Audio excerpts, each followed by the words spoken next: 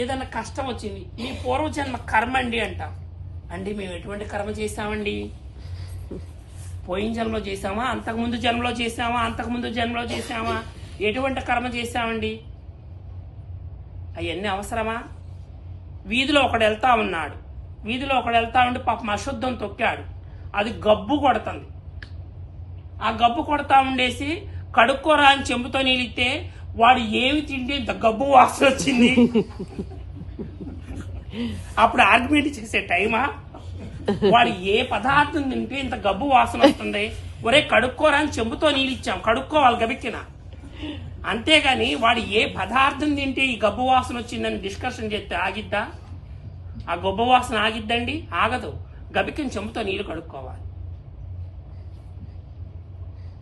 కాబట్టి ఈశ్వరుడు మీరు పూర్వజన్మలో చేసుకున్న కర్మను బట్టి మిమ్మల్ని మంచిగా చెడుగా అనుసరిస్తూ ఉంటుంది. ఎప్పుడైతే మనం చేసుకున్న చెడ్డ వలన మనకి, మన బిడ్డలకి, మన సంతతికి ఎవరికి శ్రేయస్కరం కాదు. భక్తి సర్వకాల సర్వావస్థల యందు భక్తి భగవంతుని యందు కలయటం కోసం కావాలి. మనస్సు నిర్మలం అవటానికి, స్వచ్ఛంగా ఉండటానికి, నిశ్చలమై, నిర్గుణమై, అచలమై, పరిపూర్ణమై, పరబ్రహ్మతత్వంతో మమేకమై, తానే ఎక్కడి నుంచి వచ్చాడు అక్కడికి చేరటానికి. ఇంటి దగ్గర నుంచి బయలుదేరాం, ఆఫీస్కి వెళ్ళాం, ఇంకెక్కడో ఏదో పార్టీలో, ఫంక్షన్లో, పూజలో ఎక్కడికి వెళ్ళాం, తిరిగి ఎక్కడికి వెళ్తున్నాం? మళ్ళీ డ్రైవ్ చేసుకొని ఇంటికి వెళ్తున్నాం.